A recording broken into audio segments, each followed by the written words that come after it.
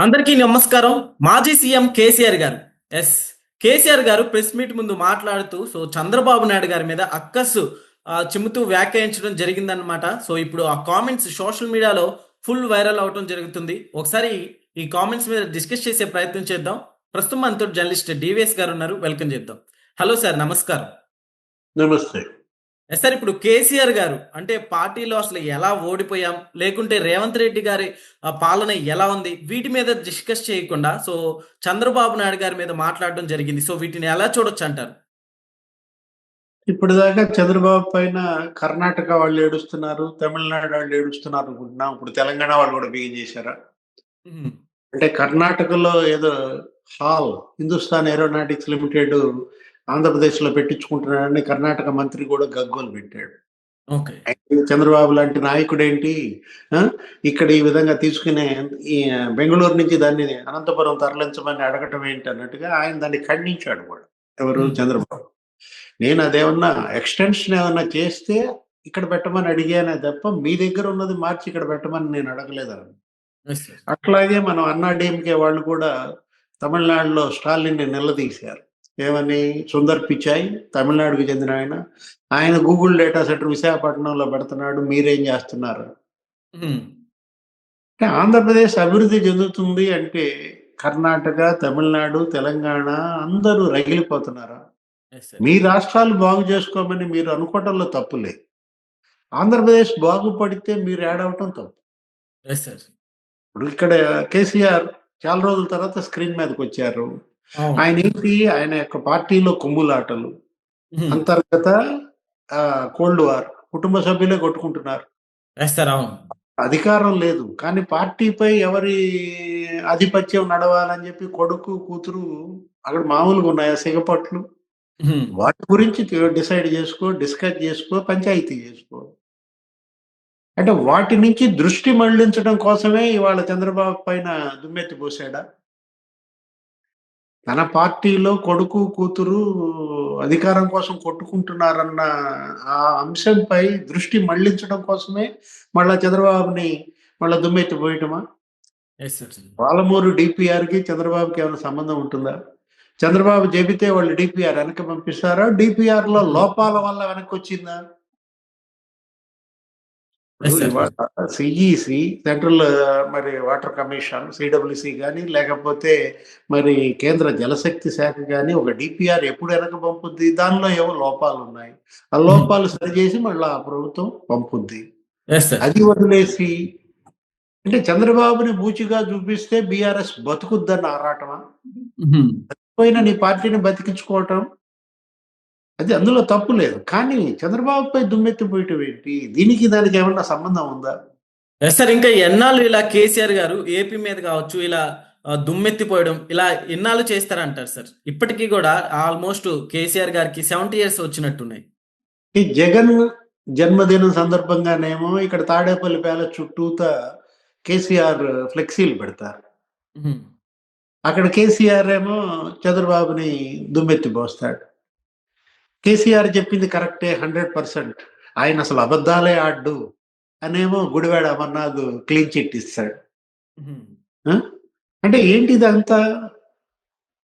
ఇప్పుడు మనకే తెలిసిపోతుంది గదా! జగన్ స్విచ్ నొక్కుతాడు. కేసీఆర్ నోరు తెరుస్తాడా? హ్మ్. అక్కడ బల్బ్ వెలుగుతుందా? ఇప్పుడు ఆయన బయటకొచ్చాడు, మాట్లాడాడు. రేవంత్ రెడ్డి పరిపాలన, ఆయన వైఫల్యాల పైన మాట్లాడు. కేంద్రం నుంచి నిధులు ఇవ్వకపోవడం గురించి మాట్లాడు. ఓకే. Yes sir. చంద్రబాబుపై దుమ్మెత్తి పోయటం ఏంటి? ఇప్పుడు ఆయన ఏదో వంట మనుషులకి సూటు, బూటు ఏసి ఎంఓయూలు చేసుకున్నాడు. ఆ! హ్మ్. ఇప్పుడు నిజంగా చంద్రబాబు లెక్కలన్నీ నిజమైతే 20,00,00,000 పెట్టుబడులొచ్చాయి ఆ రాష్ట్రానికి. మరి యెస్ సార్. కనీసం 10,000 కోట్లైనా వచ్చినాయా అంటాడు. హ్మ్. నువ్వు చెప్పే లెక్కలు నిజాలా? నువ్వు చెప్పిన లెక్కలు నిజాలు కాదనే గదా నిన్ను హ్మ్. ఓడించింది. నిన్న యెస్. తాజాగా జూబ్లీ హిల్స్‌లో గూడా ఓడిపోయారు గదా! అవును. జూబ్లీ హిల్స్‌లో ఎన్నికల ప్రచారం గురించి మాట్లాడితే కనీసం అక్కడన్నా గెలిచేదిగా మీ పార్టీ. అప్పుడెందుకు రాలా మరి ఈయన? ప్రచారం ఎందుకు జేయలా? యెస్ అంటే సార్. ఓడిపోద్దని తెలిసి మళ్ళా నేను ప్రచారం జేస్తే మళ్ళా అది నామోషి అని చేయలేదా? హ్మ్. 10,000 కోట్ల చంద్రబాబు హయాంలో వచ్చింది ఏపీకి పెట్టుబడులు. 20,000 కోట్లు పెట్టుబడి ఒకే ఒక కంపెనీ, కియా కార్ ఇండస్ట్రీ. అదొక్కటే కేసీఆర్‌కి సమాధానం నేను చెప్పేది. ఓకే. నువ్వు 10,000 కోట్లు రాలేదని చెప్తున్నావు. నేను చెప్తున్నా ఒక్క కంపెనీ 20,000 కోట్లు తెచ్చాడు కేసీఆర్. నువ్వెందుకు తేలేకపోయావు? Yes sir. 10 ఏళ్ళు నువ్వు సీఎంగా ఉన్నావు. కియా కార్ ఇండస్ట్రీ మరి హైదరాబాద్‌లో ఎందుకు పెట్టించలేకపోయావు? కియా కార్ ఇండస్ట్రీ ఇవాళ ఆంధ్రప్రదేశ్‌కి రావటం అనేది అదొక కథ అని చెప్పి తమిళనాడు వాళ్ళు బెదిరించారు. మేము భూమి ఎంత ఇవ్వాలో అంత లంచం ఇవ్వమాలని అడిగారు. గుజరాత్‌లో అదే పరిస్థితి, మహారాష్ట్రలో అదే పరిస్థితి. అందుకే కియా మరి చంద్రబాబు క్యాచ్ చేశాడు. ఆయన ప్రోత్సాహకాలు ఎక్కువ ఇస్తానన్నాడు అని ఎవరు చెప్పారు? తమిళ పారిశ్రామికవేత్త Kannan Ramaswamy. Okay. Kia car industry ఇవాళ 15 లక్షల కార్లు ఉత్పత్తి అయ్యాయి. ఏడాదికి 3 లక్షల కార్ల ఉత్పత్తి అది. దేశంలో అతిపెద్ద ఎఫ్‌డిఐ అప్పట్లో. ఏది? కియా కార్ ఇండస్ట్రీ అనేది దేశంలో అతిపెద్ద ఎఫ్‌డిఐ. తెచ్చింది చంద్రబాబు. ఇప్పుడు దేశంలో అతిపెద్ద ఎఫ్‌డిఐ ఏది? Google data centre. 138,000 కోట్లతో ఇవాళ గూగుల్ డేటా సెంటర్ విశాఖపట్నంలో పెడుతున్నామని చెప్పింది ఎవరు? సుందర్ పిచాయ్. Yes sir. ఆయన ఆ విధంగా అతనేంటి దావోస్ వెళ్తున్నాడు, విదేశాల్లో పర్యటిస్తున్నాడు. ఆయన కొడుకు అందొచ్చాడు. ఇవాళ లోకేష్ మరి చంద్రబాబుకి కుడి భుజంగా మారాడు. ఇవాళ పవన్ కళ్యాణ్ చంద్రబాబుకి ఎడమ భుజంగా ఉన్నారు. ఇద్దరు ఇవాళ వాళ్ళు మరి చంద్రబాబు మరి మనం చూసినట్లయితే ఏ విధంగా పెట్టుబడులు వెల్లువెత్తుతున్నాయి ఆంధ్రప్రదేశ్‌కి. Yes sir. అది చూసి రగిలిపోతున్నాడు కేసీఆర్. అంటే ఆంధ్రప్రదేశ్ నాశనం కావడమే ఆయనకి ఇదా? ఇప్పుడు నీ రాష్ట్రం బాగుపడాలని కోరుకోవడంలో తప్పు లేదు. పక్క రాష్ట్రం నాశనం కావాలని కోరుకోవడం మొట్టమొదటిసారి వింటున్నాం అన్నమాట. ఇదే చంద్రబాబు ఏం చేశాడు, ఏం తెచ్చాడు నువ్వే పొగిడావుగా. అసెంబ్లీలో ఆ రోజు కాంగ్రెస్ వాళ్ళని ఉద్దేశించి, ఏందయ్యా మీరా ఐటీ తెచ్చింది చంద్రబాబు తెచ్చాడు, యెస్ సార్. ఇన్ఫర్మేషన్ టెక్నాలజీ తెచ్చిందే చంద్రబాబు అని నువ్వు చెప్పావు, నీ కొడుకు చెప్పాడు. మైక్రోసాఫ్ట్ ఇవాళ హైదరాబాద్ వచ్చిందంటే అది చంద్రబాబు వల్ల, ఐఎస్బి వచ్చిందంటే అది చంద్రబాబు వల్ల అని మీరే చెప్పారే. మళ్ళా ఇప్పుడు చంద్రబాబుని డిమినిష్ చేద్దామనా? Yes sir. 50,000 కోట్ల నుంచి 2.5 లక్షల కోట్లకి ఐటీ ఎక్స్‌పోర్ట్స్ పెంచాడంట ఈయన చెప్తాడు. ఓకే. అంటే చంద్రబాబు క్రెడిట్ చోరీయా కేసీఆర్? Yes sir. ఇప్పుడు ఇలాంటి కామెంట్స్ తోటి మళ్ళీ తెలంగాణ సెంటిమెంట్ ని వాడుకుంటున్నారా అంటే ఏమంటారు సార్? అంటే నువ్వు ఎంత సెంటిమెంట్ రగిల్చాలని చూసినా అక్కడ ప్రజలు అర్థం చేసుకున్నారు. ఇవాళేంటి నిన్నటిదాకా ఒక కథ, ఇకపై ఇంకో కథ అంటున్నాడు. నిన్న ప్రెస్ మీట్‌లో ఆయన మాట్లాడుతూ నిన్నటిదాకా ఒక కథ, ఇకపై ఇంకో కథ అంట. ఏంటి కథ? నిన్నటిదాకా కథ ఏంటి? కవిత జైలుకెళ్ళడం నిన్నటి కథ. రేపటి నుంచి ఇంకో కథ ఏంటి? కేటీఆర్ జైలుకెళ్ళడమా? కేసీఆర్ జైలుకెళ్ళడమా?